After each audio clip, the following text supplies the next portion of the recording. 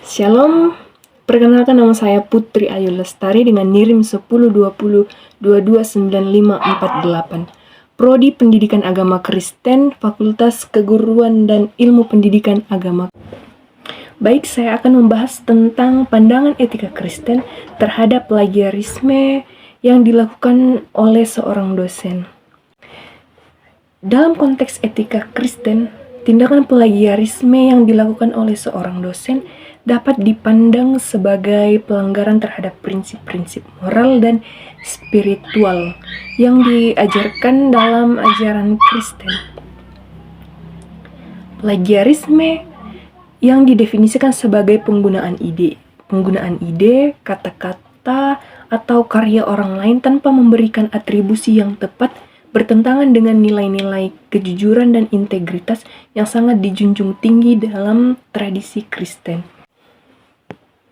Ajaran Kristen menekankan pentingnya kejujuran sebagai salah satu nilai inti. Di dalam Alkitab, terdapat banyak ayat yang menggarisbawahi pentingnya berbicara kebenaran dan bertindak dengan integritas. Misalnya di dalam Amsal 12 ayat 22 menyatakan bahwa lidah yang jujur adalah kesukaan Tuhan. Ketika seorang dosen melakukan plagiarisme, ia tidak hanya melanggar aturan akademik, tetapi dia juga merusak reputasi dirinya sendiri dan merusak reputasi institusi tempat ia bekerja.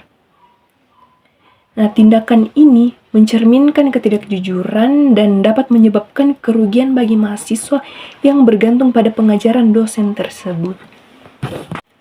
Nah, sebagai seorang dosen bertanggung jawab moral untuk mendidik mahasiswa dengan cara yang benar dan adil. Dalam pandangan etika Kristen, pendidikan bukan hanya tentang transfer pengetahuan, tetapi juga tentang membentuk karakter dan moralitas mahasiswanya. Dengan melakukan plagiarisme, seorang dosen gagal memenuhi tanggung jawabnya dan memberikan contoh buruk kepada mahasiswa yang ia ajar. Dengan melakukan plagiarisme, seorang dosen gagal memenuhi tanggung jawabnya dan memberikan contoh buruk kepada mahasiswa mengenai bagaimana seharusnya mahasiswa berperilaku di dunia akademik. Tindakan plagiarisme yang dilakukan oleh seorang dosen dapat berdampak negatif secara luas terhadap mahasiswa. Mereka mungkin merasa bahwa tindakan curang ini dapat diterima jika dilakukan oleh pengajaran mereka. Ya, secara tidak langsung mahasiswa melakukan apa yang dilakukan oleh dosen tersebut. Nah, hal ini dapat menciptakan budaya akademik di mana kejujuran tidak dihargai, sehingga merusak proses pembelajaran secara keseluruhan. Dalam konteks etika Kristen, hal ini bertentangan dengan ajaran untuk saling membangun dan mendukung satu sama lain dalam kebenaran. Dalam tradisi Kristen ada konsep pertobatan dalam kasus ini, yaitu pengakuan atas kesalahan dan usaha untuk memperbaiki diri. Seorang dosen yang terlibat dalam plagiarisme harus diberi kesempatan untuk mengakui kesalahannya dan berusaha memperbaiki tindakan tersebut melalui pendidikan ulang tentang etika akademik serta penerapan praktik-praktik baik dalam penulisan ilmiah. Pandangan etika Kristen terhadap seorang dosen yang melakukan plagiarisme adalah pandangan etika Kristen terhadap seorang dosen yang melakukan plagiarisme adalah tindakan tersebut